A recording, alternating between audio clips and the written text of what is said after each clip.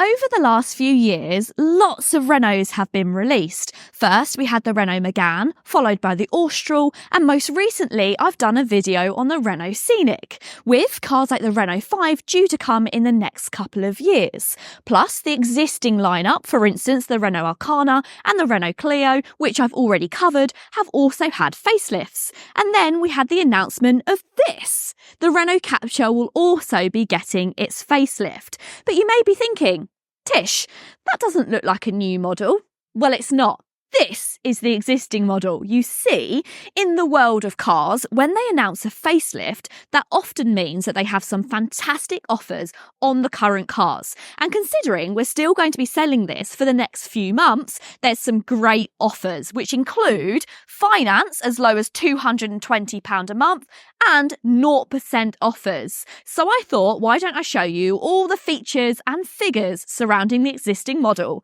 Hi guys, I'm Tish and welcome back to the John Banks Review channel. In today's video, I'll be showing you everything you need to know about the existing Renault Capture and also showing you what the new model is going to look like, which we should see at the end of the year. So if that sounds good, then please keep watching. If you like new car reviews and car content and you want to be the first to see the new Renault Capture, then hit the subscribe button down below. And if you had any questions or queries about this model or anything in the Renault lineup, then you can get in contact with our sales associates in the description box down below. But first of all, before I show you any sneak peeks of the new model or this one here, let me tell you the different specifications that you can get for your Renault Capture. Evolution trim kicks off the lineup at £21,595 for the petrol and £24,895 for the hybrid. It gets a single body and roof colour, 17-inch alloy wheels, rear parking sensors, black and grey cloth upholstery, automatic headlights and rain-sensing front wipers, and even a hands-free keycard. The Techno trim costs around £2,000 more and features black-coloured door mirrors and larger 18-inch alloy wheels, roof bars, shark fin aerial, front and rear parking sensors and a rear-view camera, black and grey cloth upholstery with synthetic leather and grey stitching, automatic high-beam headlights and multi-sense 3 driving modes and 8 ambient lighting colours. The model that I have here is the top spec E-Tech engineered, and it may be top spec, but it doesn't have a top price. This car comes in at £28,495 or around £250 a month with that 0% finance, which I think is fantastic for a top of the range car which comes as a strong hybrid as standard. And what else do you get on the top spec car? Well, you get the two-tone paint finish. You've got the grey paintwork, you've got the contrasting black roof and black door mirrors, and you also get those gold elements as well. So you've got a gold bar along the front, you've also got gold which runs along the doors, and you also get some unique 18-inch alloy wheels which are E-Tech engineered as standard, and you also get that gold fleck just to blend it all together. The Capture also features the C-Signature LED lights shared with the rest of the Renault range, and I particularly like the floating pattern which sits within them. And whilst those cabins feel comfortable and spacious, they're not particularly stylish. If you want stylish, then the E-Tech engineered is the model to go for. It really has a slightly sporty feel about it. You've got this lovely leather-wrapped steering wheel with the chrome detailing. You've got carbon across the dash with the gloss black on top. And you also have this mix of leather and also material seats with the yellow and white stitching. You also have that across the armrest as well. This definitely doesn't feel like a cheaper product. This feels quite premium. I love this floating console that you have here. You've got storage up front with 2 charging points and also a 12-volt charger. And then you've also got extra storage underneath. You've also got an electric handbrake and you've got a lovely little section just to pop your key. Behind this armrest, you've got 2 cup holders and there's plenty of storage in the doors as well. You also get a digital dashboard and a larger screen. This screen isn't the best in class. This will be improved when it comes to the new generation. It can be slightly slow at times, but you can use your Apple CarPlay and Android Auto, which is wireless on all models. And this speeds up the process, and I find it a little bit easier to use rather than fiddling around with the navigation which is built into the car. What I do love about it is you do still have some physical climate control dials, and they're really lovely. They feel very high quality, and you have the digital screens on them, which feels quite premium. Overall, I've been really impressed with the interior of this e-tech engineered car. The Renault Capture, just like the Clio, comes in the option of either being a petrol or a strong hybrid. And let's talk about the petrol for a second. That will be labelled the 90 TCE, and it gets 89 brake horsepower or 90 PS, hence the name.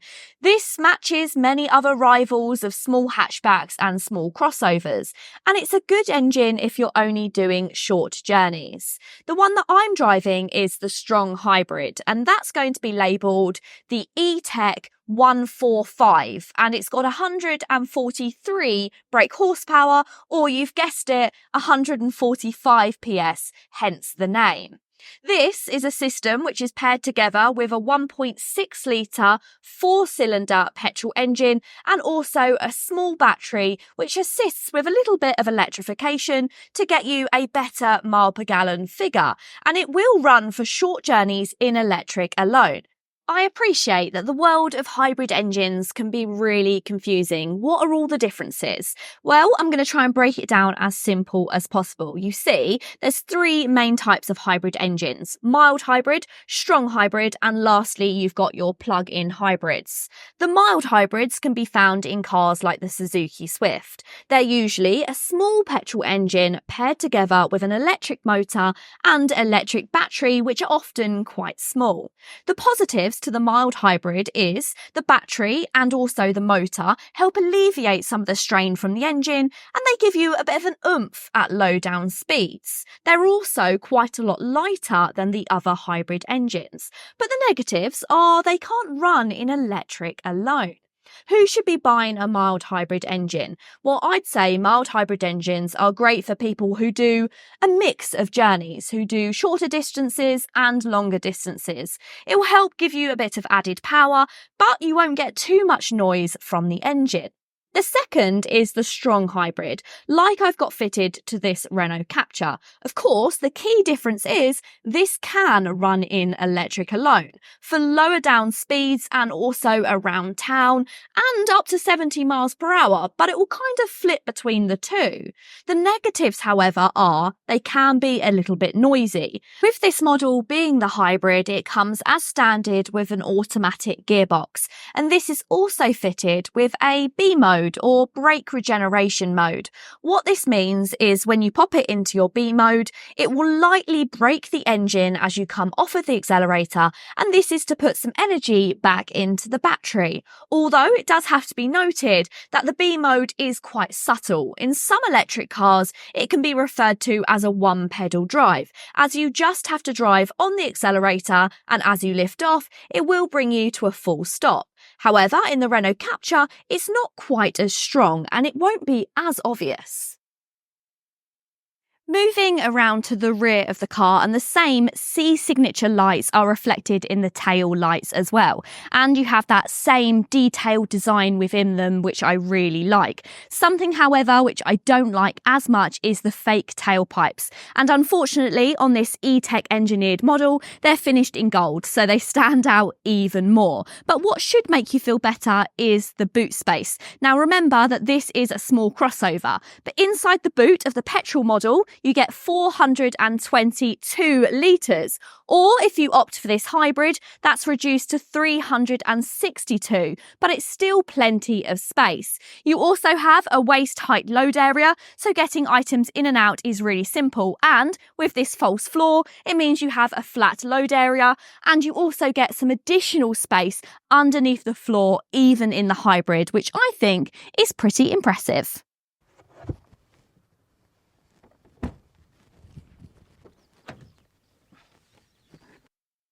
The Capture in the back is really quite impressive for this class of car. Do remember that this is a small crossover, so there's not a huge amount of space in the back, but it's very practical. I've got tons of legroom, but headroom is very tight in the Capture. Let's talk about the positives first, and there's lots of them. You get these door pockets on the back of these seats. You also get 2 charging points and a 12-volt charger, as well as having the air vents in the back, which is quite a rarity in this class. You don't often get those amenities. You also have quite a lot of storage in the doors as well, which is fantastic. And the best bit is this rear bench. The bench actually slides forwards and backwards. So that means you can give additional space into the boot, or you can give additional space for your rear passengers, which is fantastic. You also get 2 ISOFIX fitments in the back, which are behind seats, and you get a third on the passenger's seat as well. The slight negatives would be that there isn't a centre armrest, so that means there isn't any cup holders other than in the doors for passengers in the back. And now on to the recently revealed facelifted car. This refreshed Capture takes styling inspiration from the Renault Scenic E-Tech, with a new, sharper front end. It's also had the Esprit Alpine treatment, which will replace this existing top-spec E-Tech engineered. Inside, it retains a familiar dashboard, but it integrates the brand's latest Google-based infotainment system and digital instrument cluster. The new infotainment system, presented via a 10.4-inch touchscreen, is fitted to the Techno and Esprit Alpine models. However, the powertrains will remain the same. We should receive pricing around autumn and see physical cars towards the end of the year. So what do you think? Pretty good value for money, right? I love this top spec model. At £250 a month, I don't think you can go wrong to have all of that standard specification. Sure, it doesn't have quite as much power as some of the more premium rivals, but you do get what you pay for. And we think that if you're doing shorter journeys around town, then this is going to be a great economical option. But let me know, what do you think of the Renault Capture? Are you excited for that facelift? Or are you going to take advantage of the current offers? Let us know in the comments down below. If you did want to take advantage of those current offers, then you can get in contact with one of our sales team via the links down below. If you've enjoyed the video, go ahead and give it a big thumbs up. And if you want to see more from the John Banks Review channel, then go ahead and hit the subscribe button. Until next time, guys, see you later.